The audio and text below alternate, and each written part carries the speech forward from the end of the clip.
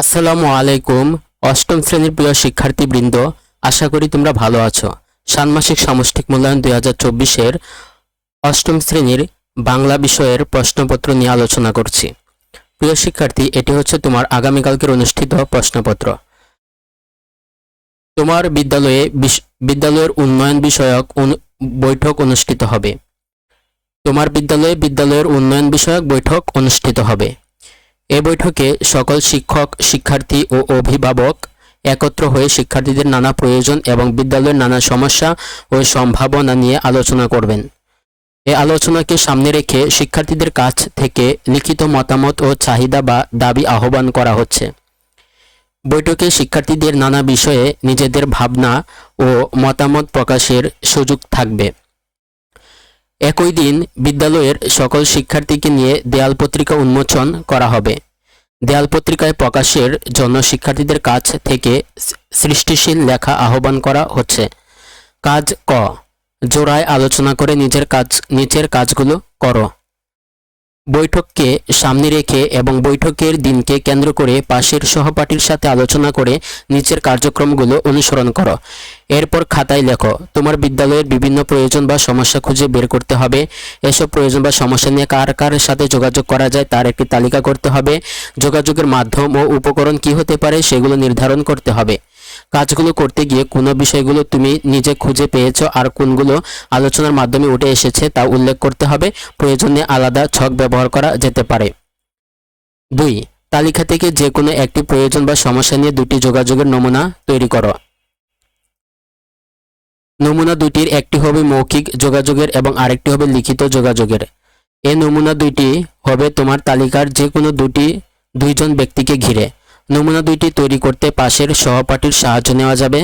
সহপাঠীর সাথে কথা বলে তুমি কোন কোন বিষয়ে জানতে পেরেছ তা যোগাযোগের নমুনা লেখার আগে সংক্ষেপে আলাদাভাবে তুলে ধরতে হবে। নমুনার ধরন ও বিষয়বস্তু হুবহু এক হওয়া যাবে না। কাজ খ, দেয়াল পত্রিকায় দেওয়ার জন্য রচনা তৈরি করো। রচনাটি তৈরি করতে নিচের নির্দেশনা ও নমুনাগুলো অনুসরণ করো। কাজটি করতে হবে দলগত আলোচনার মাধ্যমে। প্রতি দলে 4 জন করে সদস্য থাকতে পারে। দলের সদস্যরা নিজেদের মধ্যে আলোচনা করে ঠিক করবে কে কোন ধরনের রচনা তৈরি করবে। তবে প্রতিটি দলে বিভিন্ন ধরনের রচনার নমুনা থাকতে হবে। রচনার কাঠামো ও বিষয়বস্তু নিয়ে এবং নতুন নতুন ধারণা নিয়ে আলোচনা করা যাবে। নমুনা লেখাটি লেখার আগে দলীয় আলোচনার মাধ্যমে কি কি সিদ্ধান্ত নেওয়া হয়েছে এবং গুরুত্বপূর্ণ বিষয় উঠে এসেছে তা লিখতে হবে।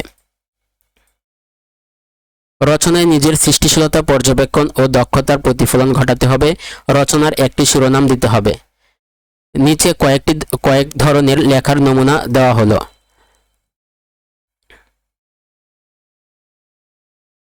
বিবরণমূলক লেখা, বিদ্যালয়, শ্রেণীকক্ষ, স্কুল মাঠ, পাঠাগারের বিবরণ।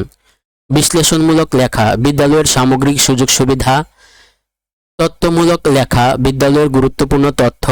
কল্পনা নির্ভর লেখা, বিদ্যালয়কে ঘিরে কোনো গল্প। উপরের যে কোনো একটি ধরন বেছে নিয়ে তোমার বিদ্যালয়ের পরিপ্রেক্ষিতে 200 শব্দের মধ্যে একটি রচনা লেখো। উপরের নমুনা বিষয়বস্তুগুলো ছাড়াও নিজ বিদ্যালয়ে যে কোনো বিষয়বস্তু নিয়ে রচনাটি লেখা যাবে।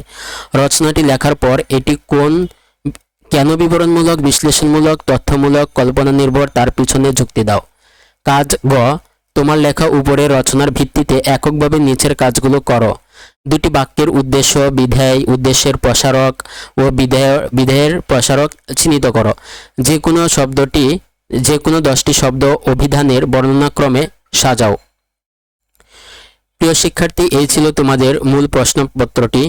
এই প্রশ্নপত্রটির একটি পরিপূর্ণ উত্তর নিয়ে ইতিমধ্যে খুব অল্প সময়ের ভিতরে চলে আসবো। সে পর্যন্ত আশা করি আমাদের সাথে থাকবে।